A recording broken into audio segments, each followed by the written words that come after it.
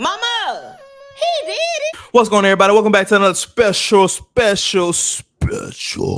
rendition of the Mommy Did It podcast. I'm your boy Jleg, and Your she. girl Jess, aka R. Lean. That's my middle name. Don't call me that because you don't know me. You don't know her. What's going on, Jessica? How are you? I'm doing pretty good. Man, You. guys, if this is your, I'm actually doing great. I'm doing great. We got something special in store for the guys and gals of the Mom He Did It crew. First and foremost, thank you all for attending. It's your first episode. Thank you for coming. You've been missing out. We 36 men. God dang. But we appreciate you for attending. Come on, the arms are open for all the babies in the church to come up forward. We appreciate you coming in. Make sure you do everything that below in the description. Make sure you like, comment, share, subscribe. Follow us on all social medias at MamaHeDidIt Podcast or at MamaHeDidIt on Twitter and MamaHeDidIt on Instagram. Make sure you go leave us 5 stars on Apple Podcasts, Google Play, and Spotify, or Pandora, or wherever the heck you get your podcast. But we be here every week. Every episode drops Wednesdays at 9 a.m. Central Standard Time. That'll be Wednesdays, 9 a.m. Central Standard Time, 10 a.m. Pacific Standard Time. Eastern Standard Time. And 7 7 a.m. California time, Western Standard Time. All right. I don't think that's the time, so. Them folk got you underway. That's Pacific. Pacific. Yeah, I'm saying. That's how You it said is. Western. Pacific Standard Time. Mountain Time, I really don't know. Yeah, I don't even know y'all for real. Shout out to everybody in the mountains. But anyway, man, we have a special podcast remake. All right, so did we reimagine the podcast, man? We done set this thing up so special. You guys gonna love how we do this. This is how we rocking that from here forward. So if you don't like it, you can unfollow me, but you're gonna love it, cause I know you're gonna love it. But anyway, first and foremost, we just gonna go step by step. Jessica, you in control today. I'm gonna let Jessica control. Control of what? I thought you can go control the stuff. Oh. She a little slow, y'all. She done got rebooted. She don't know what her job is. She don't even know what her role is, everybody. But anyway, let's get straight into it. Okay, there you go. Boom. Answer the question. Why you pressed is the first segment of what's got me pressed, everybody. Let's listen up. Listen for everybody under the sound of my voice. Listen up. I'm pressed about life. I am unsure. Unsurety is why I am pressed. And let me explain why I'm pressed. I'm pressed because I don't know what I'm doing. I'm out here like I grew up all my life learning math. I learned science. I know every freaking organelle inside of a cell. I know what the mitochondria do. I know how to spell it. I know what the Golgi apparatus does. I know what a microbe is. I know what chlorophyll is. Okay, 7th grade bag. You feel me? I understand all these things. I know how to add, subtract, multiply, and divide. Do the square root and more. Went through all the maths. But my issue is I don't know how to be an adult. Because this is the thing. I'm out here. They say, yeah, go to college. Cool. Join a frat. Yo to the noobs. Graduate. Cool. Go get a job. Okay. I get the job. Now I'm just stuck out here not knowing what I'm doing. Nah. I get the job. I get a little bread. I'm like, okay, I'm breaded up. But now you've been on the job for 3 years and it's time to get married. Now what you gonna do? I don't know. Where you gonna live? I don't know. Where you going for your honeymoon? I don't know. Like, it's so much I don't know. I literally feel like the last 26 years of my life have been a blur. I don't know. So that's my venting 101. The fact that I literally don't have a clue. I'm unsure about which direction to go. All I do is pray and ask God to just show me something. Let a brother know something. Because I'm just out here stumbling. What's that song like? Show me the way. That's what I'm saying. It's like, bro, it's like I'm just out here. You know what my life feel like? It feel like when you walking in the dark and you just stub your toe. So you bag up and walk in a different direction and stub your toe again. I feel like I'm constantly stubbing my toe. It's like I'm learning by trial. Like I don't know what I'm doing. And the fact that I thought my parents knew what they was doing. They didn't know what they was doing. They they just had kids and just was living. And I understand why people just do the best they can on these children. Y'all grow up and be bad, but your parents was just doing the best they could do. And so here we are at age 26, 4 years from 30, which is crazy. I thought at 18, Bumpy, I thought at 23, by now I would have had it figured out. I still don't know. And I can't be the only person on the side of my voice that don't know. No, I'm here with you. No doubt. Like we just out here just doing stuff. We adulting. We adulting in adult form, but with a children's mind, with a kid's brain. You telling me I gotta pay bills? I ain't had no practice on this. I just started doing this. So you mean to tell me I go to work every day, half my money's gone before I get my check. Then as soon as I get my check, more of it has to be gone before I see $1. I'm stumbling. Venting 101. Well, I don't know if you want me to vent on my side of this, but Go ahead. I'm with you when you're right, because unlike you, I did plan on my entire life at the age of 17. I was like, I'm gonna go to undergrad. I'm gonna graduate early. Girl graduated a year early. And then boom, that's it. Like that was at least 6 years in advance, right? And now 6 years later, I'm here. And when I tell you, I'm still here. I'm still. But when I say I get asked so much, so what are you doing next? Like, where are you gonna live? And I'm like, I don't know. Stop asking, please. Thanks. I'm already stressing about it. Oh, I don't stress. I mean, I'm not like stressing, like, oh my gosh, I can't sit still. Like, I'm not there, but it is like something that's on my mind. Like, dang, because I know where I choose to live will affect my future. So it's just like, and then your girl thought everybody. I know I'm not stressed about, but like everybody I know, literally everybody that I know that I consider close to me has found the love of their life in college. Okay. My mom and dad met at Jackson State. My aunt and uncle met at Jackson State. My brother, his fiance, met at Mississippi State. And what did Jessica do? She graduated single. Okay. So I was just like, ooh. I don't really. You gotta think about it. No, let me finish. I'm about to say. Like, it was something like I thought, like, okay, this is like by no means did I go into college saying I got to find my husband here. Like, no, I wasn't thinking that at all. But I was like, happenstance. Maybe it'll happen. And then it didn't. And I was like, dang, all right, cool. Now I'm in grad school and it's just like, dang, girl, like you really don't do nothing.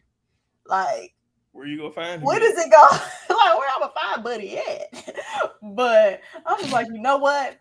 I wrote in my prayer box about what I needed and sent it up to the big G up there. And I let it go. I was like, we good over here. Because ultimately, I've learned to be happy with being with me. And I've had a great time. That's the most important thing. I feel like, bro, the unknown is always nerve-wracking. But to me, my whole life has been unplanned. And I say that lightly. You're definitely more spontaneous than me. Yeah, I say that lightly. Not saying I don't plan out stuff and I don't prepare, but it's like I'm the type of person. You're not overly preparing. Yeah. I'm the overthinker. Yeah, so like if I'm the type of person like let's say I know I'm going on a trip next year. Okay, cool. I'm gonna book the room now. Cool. Now, what we're gonna do on this trip, we'll figure it out closer to the date. I'm not finna book all these. I'm not doing. You, on the other hand, you the type of person where I know I'm going on a trip in 2030. Let me book the trip, book the rooms, book the events, and have it all paid up by 2029. I wouldn't necessarily book the events, but I definitely would like try and figure out, okay, what are we doing? Like, I don't want to go there and not have a clue what we're doing.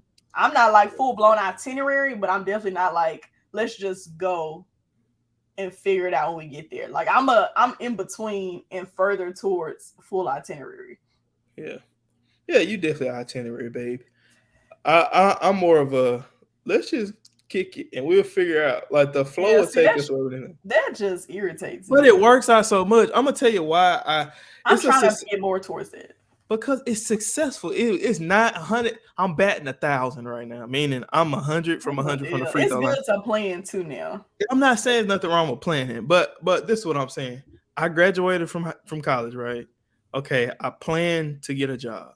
I didn't get one. I got one in August. I graduated in May. Okay, I got the job, and I got it. I didn't know where I was going. I applied for like 30 jobs a day during COVID, and Yeah, and that was also a struggle too. Like you probably it was wouldn't a have to apply struggle. for as much if it wasn't Yeah, COVID. it was a struggle, and there were stressors that came on me from having to do that. In which I look back, I learned from it. But now it's like I look as I reflect about it, and just praying and just staying faithful, and just not overthinking about stuff. I got the job. My fiance was staying up here at the time, right? And I didn't know if I was gonna live 3 hours away, 4. I had offers to move 12, right? And so when I got the one to be next door to her, it was like, dang, you stressing about something you really had control over in the first place. Then I got the job. Then my mama was like, where you gonna live? I'm like, okay, cool. Let's Google some places to search. Search this apartment. I was like, cool. I'm just gonna pull up. Came up here on a Friday, signed the lease on Friday, moved in on Saturday. Like All it that like moving. It was hot. but the thing is, it happened so quick, and then it's like I wanted to get a second degree, and my mom was like, come up here and help me clean out her office. And I was like, okay, cool. Go help me clean off that. Lo and behold, she set me up with a meeting with the dean of students. She definitely set you up. I knew it was happening. You did for real? I think I did. I'm pretty sure I did. But I didn't. And so I go up there, I get in I the thought you did program. though. Yeah. And I was a terrible test taker. I won't go past no what's it? What? GMAT? I wasn't gonna Oh, pass. GMAT. Oh yeah, that's what I took. You thought I was gonna pass the GMAT? I was gonna fail that joint. I had been fishing a whole summer. I ain't looked at Is nothing. it GMAT? Is it GRE? GRE. GMAT Whatever that test is to get into grad school, I knew I was gonna fail it. But because of the vid and the Roro, I was able to not have to take it. I didn't get that luxury. I knew I wasn't gonna pass, so I was and I got tricked. So everything, and then I graduated a year later from that program. So everything works out, but which is why I don't be worried about planning stuff out too much. Like, have you ever just been so broke you didn't have $1, and then No, I ain't never been that broke, but no, I've been broke. I've been so broke, I was in the negative, and I was in the negative, nah. and then this is where planning helps. I understand. Check me out though. I'm gonna just tell you how God worked though. See, this is a testimony right here. What God? During COVID, I didn't have $1. I mean, not $1. I got a job and I had to move. My mama would take care of her household, take care of Jessica and her and whatever heck she had going on, and basically didn't have no free cash to be helping me move in. I ain't had no credit. I ain't had none of that, and so a stimulus check hits. Now I get to pay for my housing instantly. And then get to my job, make a couple of bad spending choices. Now I'm down. I'm full-time working and I got $300.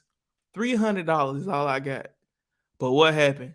Bonus check from the job falling. Now I don't restart. I don't reset. Stuff like that always happen to me so much, which is why I don't trip about the unknown, which is why I don't trip about me not being unsure. But when I think about it, I'm just see all these people around me planning and everything so much. It's like, dang, bro, why am I not planning? Am I falling behind the curve? But it always works out. It works out every time. And and that's I guess that's just how God is. Like, hey, the Bible even say, hey, he take care of the birds of the air, fish of the sea. Are you not greater than he? Yeah, I'm greater than them. So that's just why I don't be tripping. I don't be tripping. Okay. Let's see. So saying everything that you said at this point, so being unsure and like, taking on the unknown, how does that impact the risk versus the rewards when it comes to being unsure about something and it's related to the unknown? Uh, being unsure about something helps you reduce stress. So that's the reward. You don't stress as much. A lot of times I feel it's kind of like that thing where people say, "Would you rather know when you're gonna die or how you're gonna die?" If you knew how you was gonna die, you'll always avoid that thing. If you knew when you was gonna die, you'll try to run away from the date. So it's almost that thing. Like the fact that I don't know is protecting me. What you don't know won't hurt you. The risk is sometimes I personally can underplan and don't I misjudge the significance of this moment, or I misjudge this opportunity, or how much it takes to do what I'm trying to do. Then that happened. But it's something I'm willing to live with because I learned from that. It's like, okay, I can plan without stressing because I know God got me, or I could not plan at all and just, like faith without works is good. It's true. It's the truest thing ever. So it's like I will plan knowing it may or may not go through, but whatever the result is, I know God got me. And so that's the end all be all, I guess. But the risk is jacking everything up because you ain't playing. The reward is not being stressed out and tripping. Because when you be stressing, your head hurt, you can't think clear, you angry with everybody. You really angry at God when you be stressing. Like, 'cause you don't really trust him if you stressing for real. Not Okay. saying you can't get up for stuff, but So like moving forward, just not in, you can't choose an in between, but would you rather continue not planning or going with the flow or planning? going forward as I am now, Hmm. I rather plan. Wow. I rather plan just because of Okay, what I so learned. this is your rebuttal to what you just said, basically. Yeah, I don't plan just because of what I've learned. As an adult so far, which ain't been but 5, 6 years. But But what I've learned, I will plan because I feel like I've learned how to control my impulse and control my emotion in situations like that. So like if stuff did get stressful, I realize what my escapes are. My escapes used to be food because I'm a freaking food addict, but I'm working on that, right? So my escapes now are working out, fishing, hunting, going on a walk, breathing, praying, being in silence. Those are my escapes now. I feel like if I plan stuff out now, if it doesn't go as planned, I'm not like pissed. So you're like, well, it's the old saying, make tell God your plan. What is it? Make plans and God tell you his, something like that. But yeah, I know what you're talking about. yeah, like your plans don't matter to God, basically. So like I wouldn't necessarily be beat up about it. But then again, it depends on what broke them plans, right? So if a death in the family interrupted the plan, that'll hurt. That's different. But if it's just a plan to go to the beach and it's raining, okay, well we sit inside and look at it. Yeah, yeah. Okay, so the verdict on my behalf. Um, like the statement, like I think regardless, you plan in either way. And I say that because can you hear me? Because I feel like Yeah, I was yeah, yeah. I hear frozen. you. I hear you. Um, okay. I feel like you plan regardless because the phrase like if you fail to plan, you plan to fail. Like Yeah. I feel like in a way you're planning either way, but we have to find the balance between planning and being okay with change in our plans. Like a plan shouldn't always be a straight line. Like a plan can be jiggy jagged, circular. Like you might have a final destination you might want to get to, but it might not be as straight of a path as you want it to be. And Mhm. with that comes with acceptance of the unknown.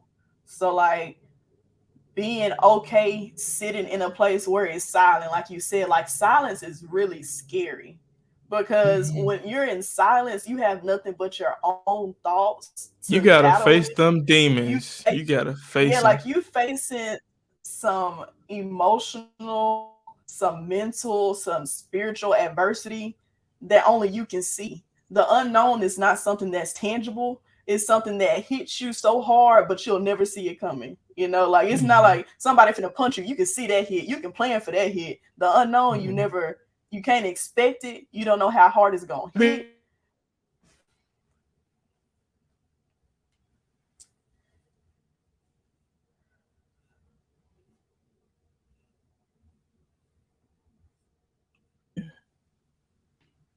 All right, can you hear me?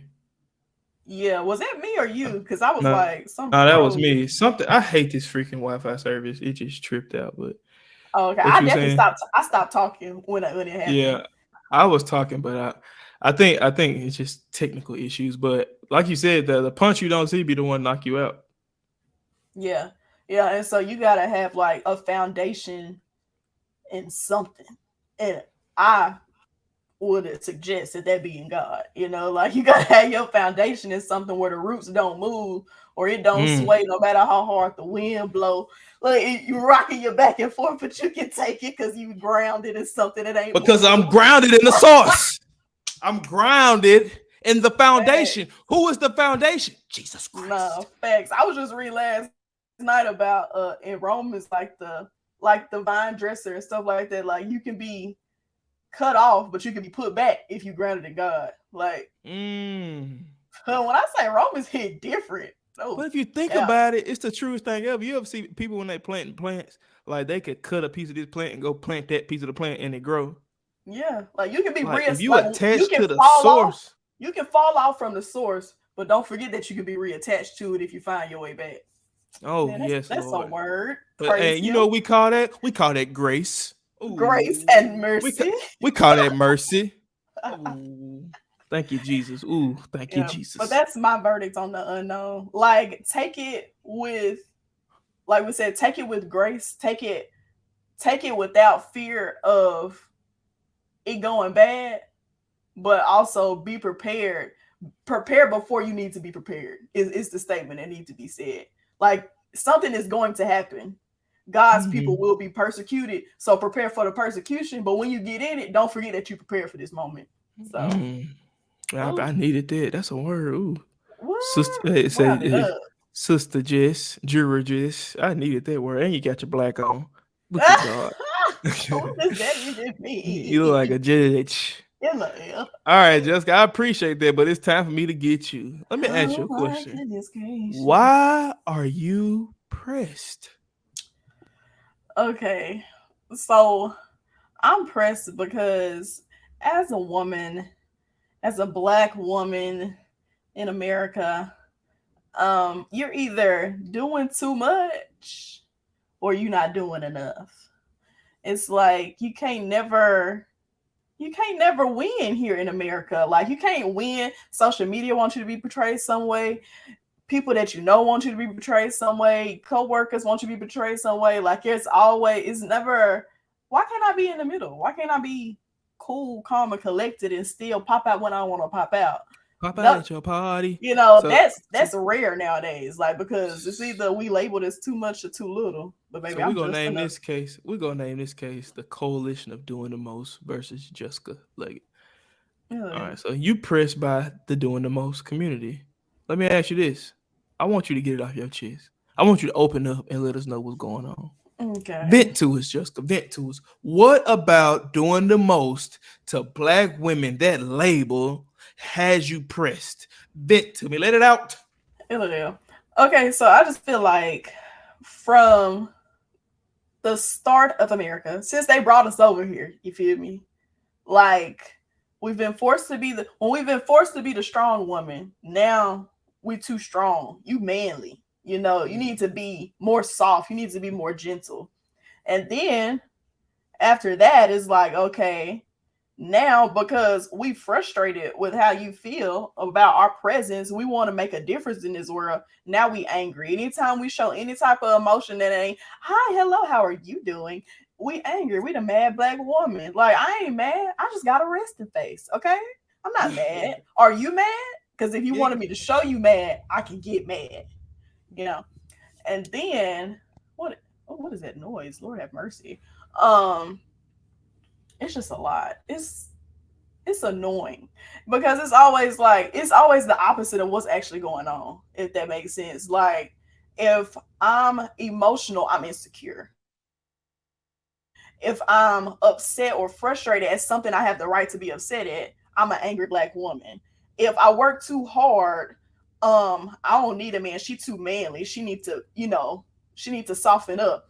If I'm too soft, oh, she too weak. She don't know how to take care of herself. Like it's always the complete She opposite a of whatever's gold going digger. on. She Yeah, ain't independent. like Yeah. she has certain standards or she has a qualification system that she won't settle below. Oh, she a gold digger, or oh, she play too hard to get. It's just all types of labels. So I in that, I appreciate you getting it off your chest, but in that, how can how can we help you? And I just want to know what's the battle between where is the fine line, the medium between being uh strong,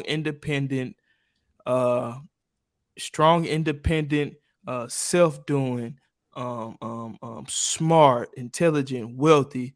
Where's the fine line between all those attributes and being weak, being mad, being angry, being selfish, being too hard? What's the risk to reward in this stigma that black women get oh so often in America and worldwide, but specifically the American, the African American, the Afro American woman? What's the risk to reward? What's the fine line? So question number one, what's the fine line? And number two, how can you change your behaviors to lean which way you desire and or to be you and not viewed as one or the other? Okay, so I think the fine line as like someone looking in is actually getting on the inside. Like you need to know a person before. First of all, you shouldn't just be judging people anyway, but there's a fine line between someone living their life and someone needing correction about some of the habits or actions that they're doing, because everyone is in a different stage of their life, and just because you know something don't mean it was taught in somebody else's foundation. The assumptions that some things that are, like, oh, like she wearing what she wearing, like she might not have been taught. Yeah. Let's give people, and this is women, men included, give people the benefit of the doubt. But in any correction, do it with love. No, like don't know. How do you expect somebody to react when you come at them like everything you doing is wrong and everything I'm gonna tell you is right? Mm-hmm. Like somebody naturally, you're gonna get on the defense. Mm-hmm. You know what I'm saying? So I think that's the fine line between like making a judgment call on if you should say something or even criticize somebody, because you don't know what they've been through, where they come from, and what their foundation is in life. Because all of those factors play a huge deal in how someone behaves and how they portray themselves in this world. Now, as far as a woman trying to figure that out, like I feel like that's a deep dive into self. Like you got to figure out what is acceptable for me, and that also comes through the foundation. Like my foundation is different than some of the girls in my generation, which is why I may act a little differently than some of the girls in my generation. But it has a play on who were your parents, who was your support system, who was correcting you as a kid, like because everybody say they have their phases or whatever. Like that's cool, have your phase. I guess it's life. You living, right? You trying to figure out. You work. Everybody is still living life, no matter how old you get, no matter how young you are. You still living. If you alive, you living life. So you learn. It's a process. It's always a process. You never get to this point where you like, I am the epitome of Jessica. Like this is the best it gets. Mm-hmm. There's always room for improvement. So let me ask you this question, not to interrupt you. No, go ahead. But let me ask you this question as far as the risk to reward. Let's say you in a dating scene, right? So we finna get it juicy. We finna get it popping. Let's say you on a dating scene, you in the market, right? And the perception of said woman, not necessarily saying you, yeah, But said woman, woman Y, woman Z, her perception is you got woman Y.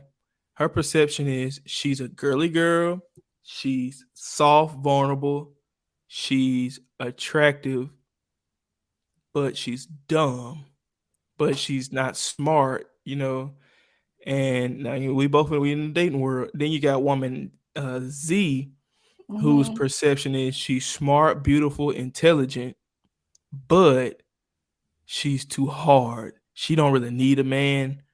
And then you got the man to come in, male D. Oh, pause. Male A. Male A. You got male A to come in, and he has to choose between the two. Both are great quality. Both have all the qualities he's looking for in a partner, right? But which one, based off stigmas in we just go through every day, which one of these women will be the most qualified in his pursuit to love? And not necessarily saying one is better than the other, but the perceptions of different women. Yeah. Okay, so the description you gave, for the two women, that's how the world, like that's how they're perceived as people. Right, that's how they perceived amongst the masses. So they perceived that one's perceived slow, a little Okay. shy, beautiful. The other one's smart, intelligent, strong, independent, don't need a man. Okay. Sad to say, I think shy and dumb, even though, you know, I don't like using that word, but like I We don't think like that would using that probably word. go I think that would be the choice in this situation. And I say this because if unless now this depends on the man's personality too. Like initially, the hardest one to get is what they'll go for. Right. But when a man, I'm not gonna say every man, but like in this scenario, like if the man has to work too hard to get her to open up, he'll like, oh, she too hard. Then he will take on the assumption that has been put on her, not knowing why she might be a little more, Why she got why that she shell? might be a little, yeah, why she might be a little more guarded. And instead Okay. of taking that time, he might say, man, it's just too hard, depending Do on you that think man. every woman? Do you think every woman has a soft girl side? I think I think every person has an emotional side. I think there's just levels to getting to that for each person. And it's different. An emotional person doesn't have to be someone who's just extra lovey-dovey or crying or like some like emotional can still be tough. Like emotional for a man Yeah. looks different sometimes than it does for a woman. Like he might not cry at a movie or he might not express his emotions, but that doesn't mean he's not emotional. He might just Okay. show it. His love might be shown in a different way. So I think that depends on what it is for that person. Okay. So I got a rebuttal for all of this. Okay, go ahead. Go This ahead. question is going knock it out the park. Right. Okay. Does every woman, okay, let me say that. Should every woman be required to do 20 credit hours in the soft girl era? 20 credit hours? What does 20 that credit even hours. mean? Should she be required to take on 21? I'm gonna say 21 credit, like three credit hour classes. Should she be required to do 21 hours of soft girl era courses? Should she be required? And What if does that so, even mean though? Like what hold is on, these I'm gonna explain. courses? And if so, why? The courses are not necessarily courses, but you always hear women say, I'm entering my soft girl era. It's all about the soft life for me. Should every woman? I think when women are saying that now, they just mean they not finna be outside like they used to be. I don't think that's. I think they have.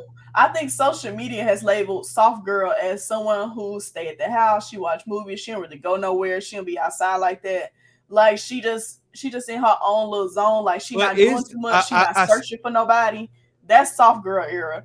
soft girl era ain't I'm emotional, I'm Okay. attaching to people. I say this as a rebuttal to why you pressed in the first place, right? I say this to rebuttal the case of the coalition of doing the most versus Jessica Leggett, right?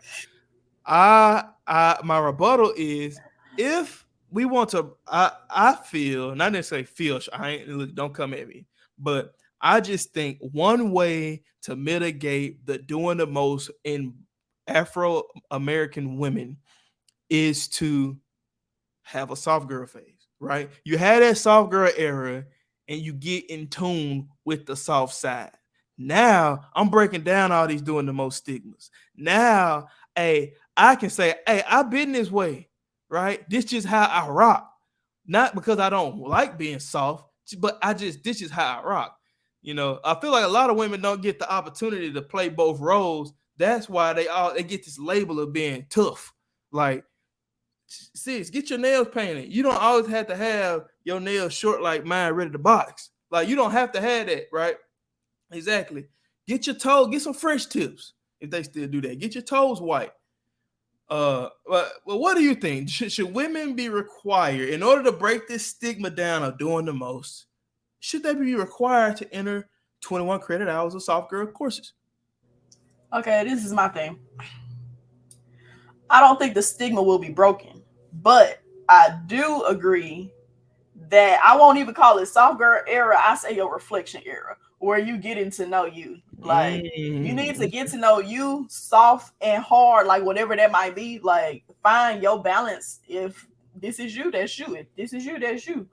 But find who you are and stick beside it. You know, like, be who you want to be and the best version of you.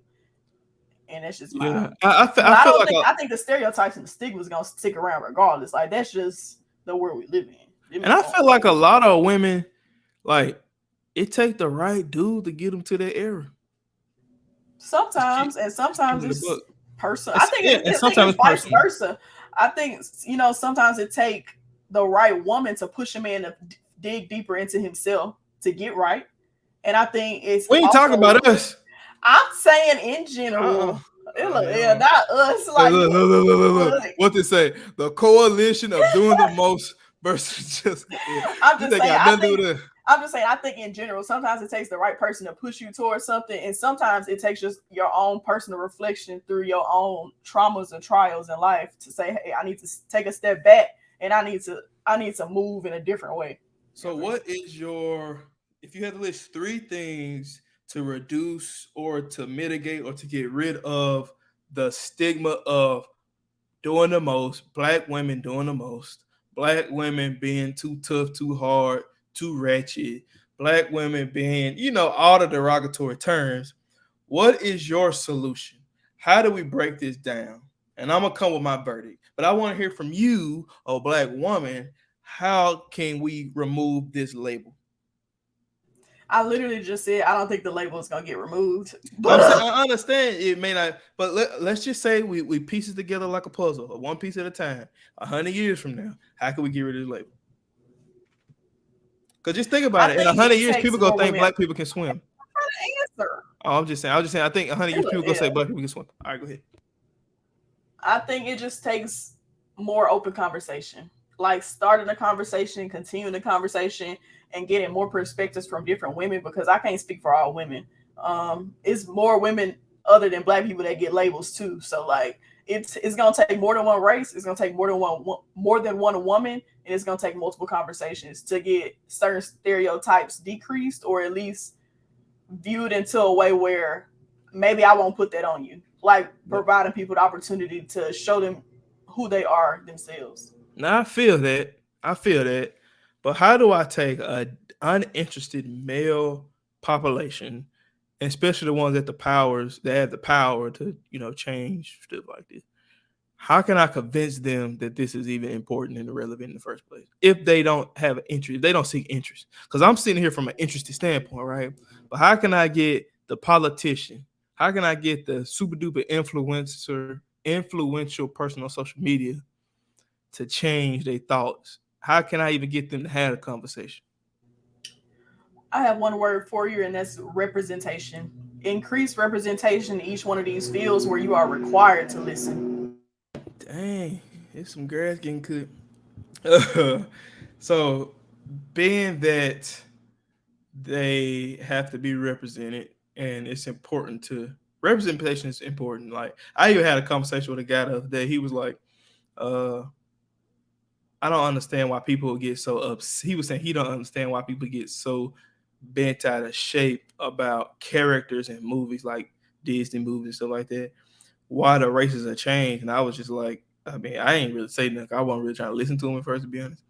And then he mentioned the fact that, people make a big deal about it. Like, it should be the way it was in the cartoon. And I'm like, but that's not the point. The point is representation. Like, the point is this little black girl, this little Latina child gets to see their favorite character look like them.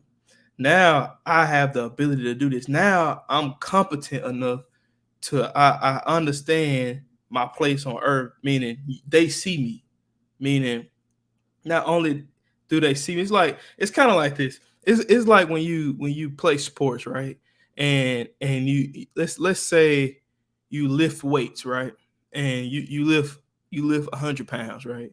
And 100 pounds is heavy, right? And then one day you come to the gym and you lift 125 pounds. Cool. Then you see a guy right next to you lifting 300. It's like, oh, and it's achievable. Like it's tangible. I can see him doing it. Man, I can do it. Like, and it just gives you the ability to keep working. And that's what I was explaining to him. Like, just because you don't think of it because everybody that looked like you was already there. You already know you can do it. This country was literally built for you to do it, right? But for people that don't have an experience, that haven't seen with their own eyes, representation, it becomes a tangible goal. Like when I be trying to lose weight, I see a boy that was fatter than me and he got abs now. Them abs is attainable, cuz. Buddy was blubbery, but now he in shape. I mean, I'm less blubbery than he was. I know I can get abs. It's just gonna take work. It's just gonna take consistency and discipline. And I feel like that's where, I guess, far as you, the conversation opens up to others when you say representation. Is grass still being cut? It is, but what was that, the verdict or another rebuttal? Because I was No, that was just me responding to your rebuttal. I just want to see your thoughts on my side of the rebuttal. I mean, no, I agree. I literally say representation, so I agree. Yeah, you did. I just kind of anyway. The verdict. The verdict here. So listen up, Judge. I wish I had a gavel. I don't have none even look like a gavel. I'm glad you don't. Yeah, but I got this calculator. The verdict. So now when it break, don't be mad. Okay. Smacking it. So I guess my verdict for you and the women of the world who are labeled as doing the most, in the case of the coalition of doing the most versus Jessica Leggett, the juror Jleg deems this obtainable, this stigma to be removed effective immediately from the premises, this stigma to be put to rest, laid to rest, zipped up, thrown away the key, sunk in the bottom of the ocean, never be brought up again. Because Black women are deeper, they're stronger, they're more complex than tough, angry, mad, and independent. Mic drop. You know what? Backdrop. I'll just snatch this down. Backdrop. It's a backdrop. All right. Well, she's getting grass cut. And guys, if you enjoyed this rendition of the freaking Mama He Did It podcast, we want to say thank you for enjoying it. And we hope you did enjoy it. And if you didn't, let us know.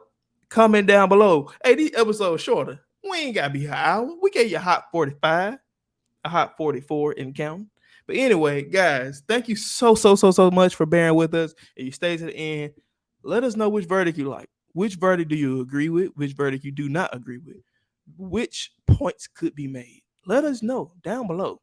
And other than that, it's been your boy Jleg, and she's been your girl Jess. And we'll see you at the coalition convention at the conference. Bye.